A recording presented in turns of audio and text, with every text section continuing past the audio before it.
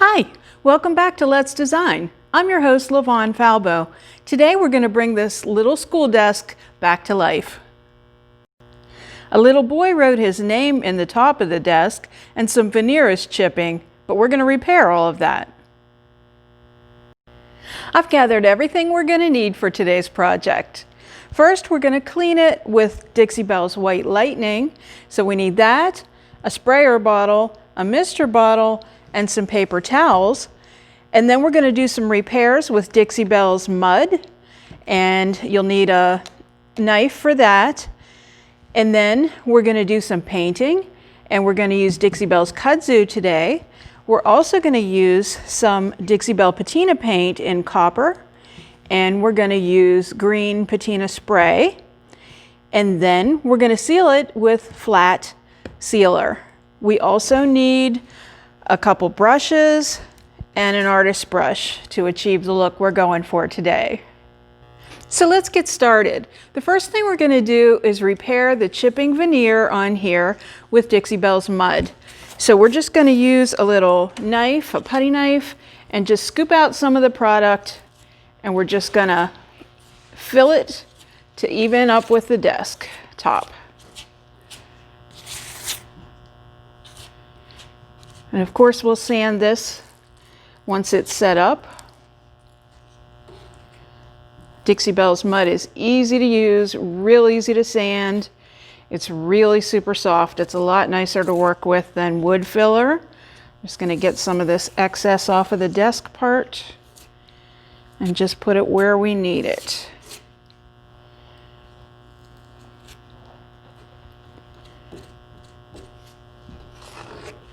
Okay, that was pretty easy on that part, and it doesn't have to be perfect either because this is a very rustic piece.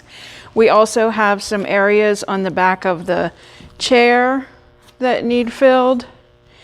Because this piece is so rustic, we wouldn't have to go this extra step, but I think that it's just going to add to it.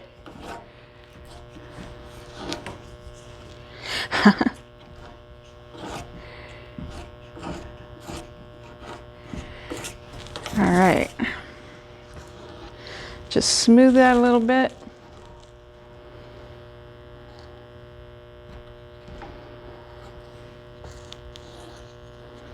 Just get the rest of this. It's a little hard to reach. There we go. Okay, so this really doesn't take too long to dry. So we're going to let that dry and just wipe off your knife. You don't want to rinse this down your sink. Okay? All right, so the next thing we're going to do, this desk has some really cool rust on it. And even though we're going to add some rust to the rest of it, I love the rust that's already here. So we're going to seal it so that it doesn't rust anymore. We're just going to preserve this rusty goodness. So I'm going to use a brush, and I'm going to use Dixie Belle's Flat Sealer. And this is just going to keep it from rusting anymore. And it's kind of a sort of thin. It's a little bit water resistant.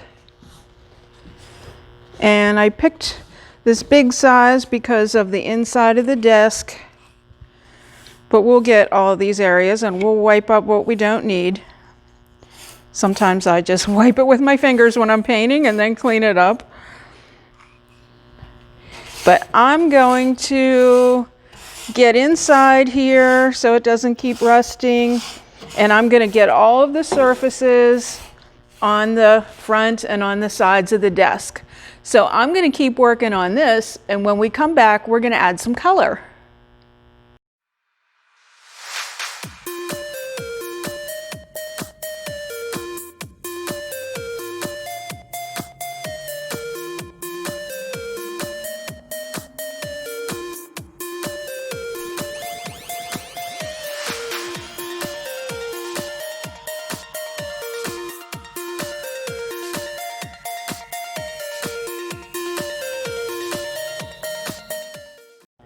Welcome back. We're adding some color to this piece. We're using Kudzu from Dixie Belle.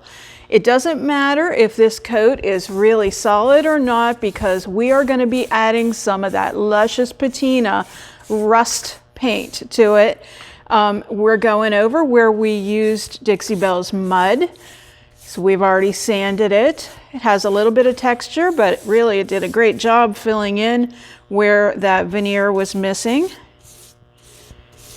And I'm sorry, Alex, but there goes his autograph. And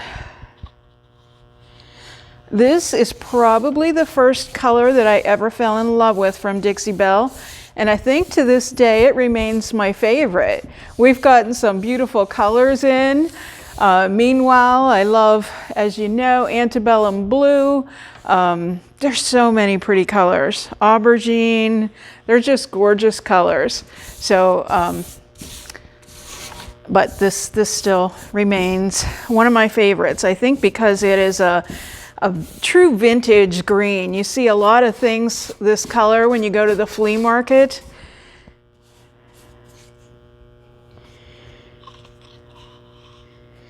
Here where I live, it's a railroad town, and I've heard the story about there were a lot of houses that were painted this color, and I guess this was a color that was very popular at the railroad that they used a lot, and so I guess a lot of people thought that a lot of paint went home in some lunch boxes, so that's why everything was painted green. That's just a rumor. I don't know if it's true or not. I'm going to go ahead and finish painting this because this really didn't take long at all to give this little piece some color. So something else that doesn't take very long at all is our design minute.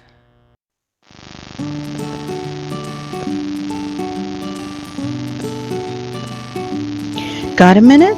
Let's paint a chalkboard. It's really easy. First you paint in one direction, let it dry, and then paint in the other direction. And then you season the chalkboard. We used Dixie Belle's Caviar, but you can use any color you like. Just when it's all dry, you just take the chalk and you turn it on its side, run it all over the board, and then you take a cloth. I usually prefer a dry cloth, and then you wipe all of that chalk back off. What you're doing is seasoning the board and getting it ready for you to be able to write on it. It's really a simple process.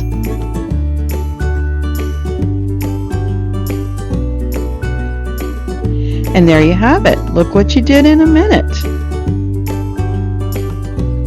So we've added some color. We used Dixie Belle's kudzu to add some color to this piece. And now we're going to cover some of that up because we're going to make that look a little bit rusty. So we're going to use a product that I just love, and this is Dixie Belle's Patina paint. And we're going to be using copper, and we're also going to be using Patina spray in green. Now what's so cool about this product is it creates rust. Now, when we started, we had some original rust on this piece, and we love that, so we're going to keep that. And now we're going to create some rust. Dixie Belle's Patina paint actually has metal in it. So we want to make sure we shake it really well. But what happens is we paint this, and then we spray with this. And then there's an interaction there that happens that creates some rust. So it's really a cool product, and you'll get to see it before your eyes, but it does take some time to develop. If we were going to paint on metal, we would use this prime start first. But since we're only painting on the wood part, we don't need this part today. So we're going to start with the copper. And again, always want to make sure, even if you just shook it and you set it down, you want to shake it again, because there are little metal filings in here that we want to make sure they don't sink to the bottom, that they're well mixed in our paint. Now this copper is gorgeous. You can use this paint all by itself. You don't have to rust it if you don't want to. Now I'm being really random with this because remember, it's rust. So I just kind of want some of that kudzu to peek through. This poor school desk, it was pretty rough looking to begin with, but we really want to make it look like it's been around for a while. So I'm not sure how rust happens on wood, but it makes a cool effect. So that's what we're going for. So we're just, like I said, I want to see some of that kudzu come through. So I'm going to use some strokes here that are just kind of linear and just kind of might have happened this way. Maybe somebody did have some metal in their paint. Who knows how it may have rusted, but that's the look we're going for. So that's all we're going to put on there. And we're going to put a little bit on our seat. We'll get some around the edges. I'm just using an old brush. I'm using an old round brush.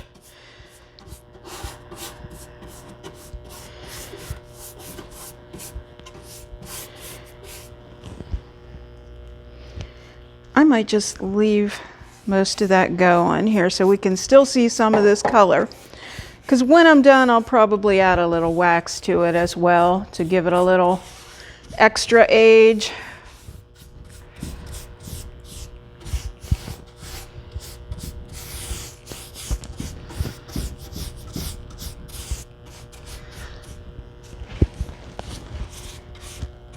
Okay, sometimes people have trouble being random with paint, with color, but it's really pretty easy. Just do what you feel, and you're gonna have some random coverage. Just make sure that you don't have like spots, because that looks like it was intentional. So just always try to mix it up a little bit. Okay, let's see. I'm just going to reach around and do a little bit in the front here because we don't need it to be solid coverage. All right, I'm good with what we have on here. And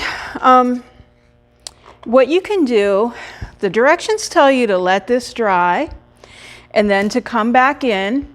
I have a little bit heavy here, but I'm going to kind of let that go for some texture. But the directions tell you to let this coat dry, then to come back and put a second coat on, and then come back in with the spray while it's wet. I typically, when I'm using a treatment like this, I'll come right in right away. Again, you want to spray this, or shake this rather, before you spray it. And we're just going to spray on here. Might help if I open the container up a little bit. There we go. It's a brand new container. But I'm just going to spray this on here. And then this is going to begin to activate. And there's going to be a reaction. And we'll create some rust. Okay, so sometimes it drips, and that's okay if we want a drippy look, but you know, sometimes I like to use a paper towel and just kind of swab it a little bit. And sometimes I really like the effect of that too. You can see it's kind of already starting. And drippy is okay, because remember, this piece is, we're making it look like it's just been in a, I don't know, in a cave or something. So, okay, one thing I want to remind you about with the spray, when you're done using your spray, you always want to take the cap off, take the sprayer off, keep your little cap, and rinse out your sprayer, because it'll clog that sprayer, and you don't want that to happen, so that you can use your product the next time. This stuff is so cool. I've used it on jewelry and all kinds of pieces. So I am pretty generous with the spray, and I'm going to come back and give it another spray. And if you look real close to this, you can see that the reaction is already starting to happen. So you can see here, we're getting a little rust. But what's cool is this is going to continue to work even after I'm done working on it. So after I walk away, you can take 24 or 48 hours or however long you want. Just a couple hours if you want, or a couple days. But what happens is the reaction continues to go on and oxidize, and it continues to rust. So when you're done letting it rust, you want to come back in again with Dixie Belle's flat sealer, because I don't want a shiny surface on this, and you want to stop it. You want to stop the rusting by sealing it. Okay? So that's all we have for you now. Next time you see it, it's going to be all rusty and gorgeous.